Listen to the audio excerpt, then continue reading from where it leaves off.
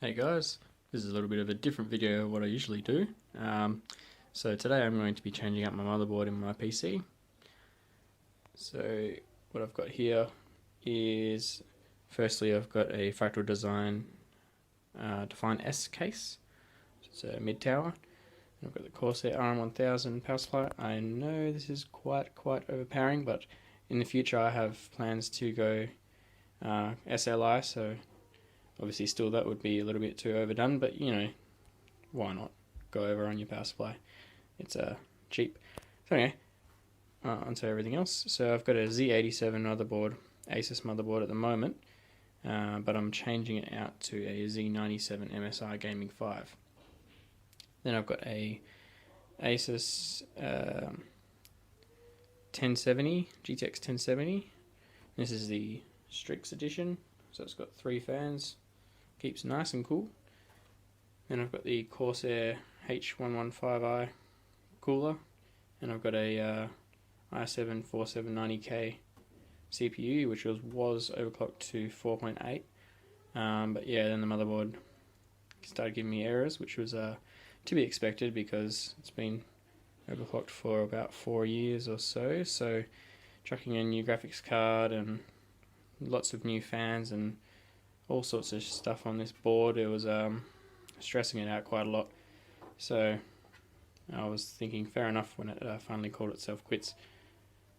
So yeah, this is pretty much it. So I've got a few Samsung 850 Pro SSDs in there. I've got a 500 and a 256, and then I've got a 2GB WD Blue, I think it is, or WD Black, just a 2TB hard drive for storage, which I hardly ever use, to be honest.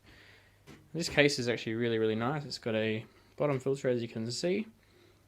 I keep this on a desk so it doesn't really get too dusty, although you can see it's still a little bit dirty. And then it's got a full front filter. This just clips off and you've got a full front face filter. Unfortunately the top doesn't have a filter, and because I exhaust from my radiator, I have to have 2 of the Modu vents.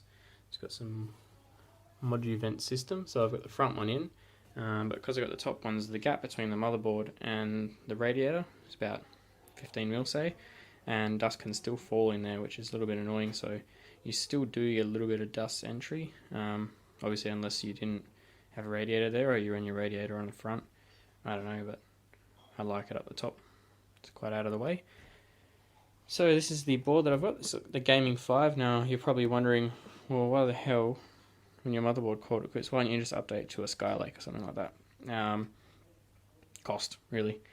I can't really justify spending that amount of money on a new board, new CPU, new RAM for really no real gain other than M2 SATA.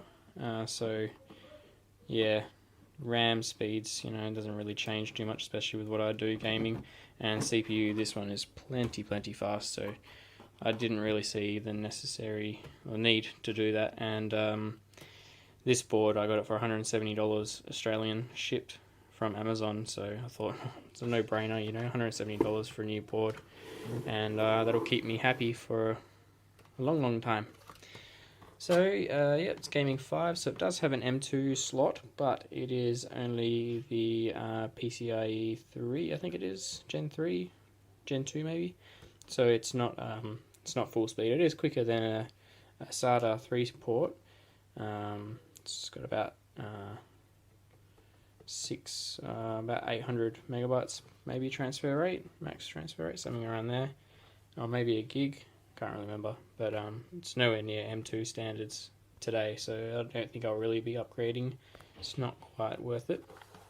It's got a little bit of a better audio outlet than this board, because running my mic off this board was absolutely horrible, had no shielding whatsoever, and sounded horrible, so I just use this tiny little DAC, which I probably will actually end up using as well with this board, because even when motherboards say they've got a really good audio driver, generally they're pretty rubbish, so I'll just stick with the standard. And it's got a pretty decent cooler, nice and black, it looks pretty cool, whereas this board does not blend with the case one bit. So the new MSI board look very nice, red and black, looks quite stealthy, which kind of suits the build that I've got going on here.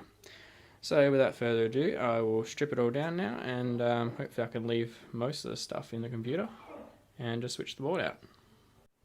Alrighty, so everything is disconnected off the board now, so it's just a matter of undoing the screws and pulling the board out, changing over the CPU RAM, and then putting the new one in. So try to get it closer on the CPU.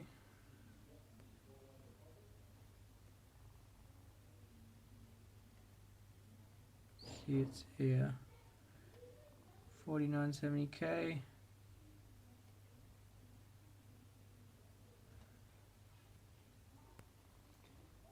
So I've got all the, I had to take the, obviously I had to take the CPU cooler out because I couldn't get to the top screws of the board. So that gives me an option to clean it. Not that it was dirty, but it's just none of there. Got the card over here. And this little motherboard here is another project that I'm going to be working on soon. I might do a video of that. Putting a little media computer for the little home theater system. So I'll take this board out now, switch it all over, and I'll show you the end result so I don't bore you guys too much.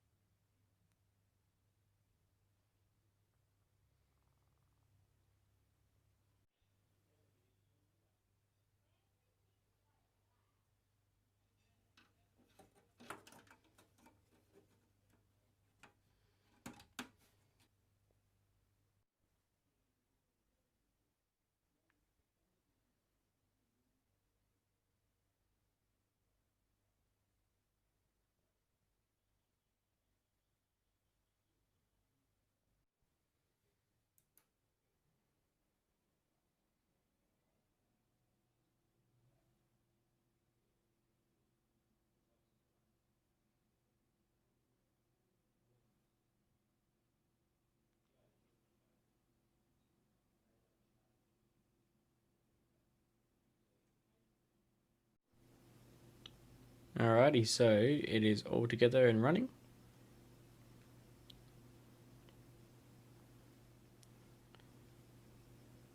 Now, unfortunately, I did have to reformat Windows 10 because I changed from a Z87 chipset to a Z97.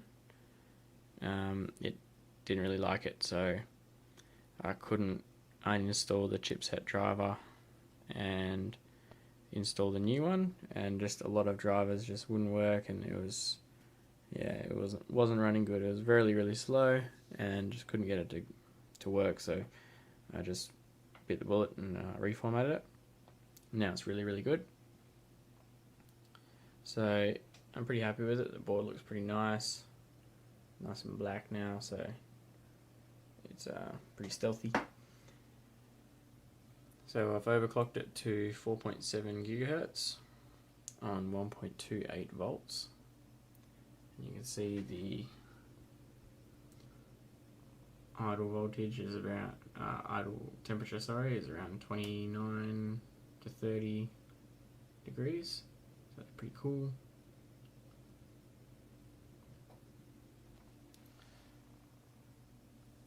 And then if we go, I've just ran OCCT large data set for 20 minutes, and you can just see the temperature here is of core 0, so it'll be the hottest out of all of them, and it's around 73 degrees median, so that's not too bad. And then if we go to voltage, you can see it's 1.28 across the board. So yeah, it's pretty good. So it's all worked out well, but yeah, unfortunately I did have to reformat, which is not the end of the world because it makes your computer run a lot faster and stuff like that. it's really quick now. So that's the end of the video, guys. Hope you enjoyed, and I'll see you later.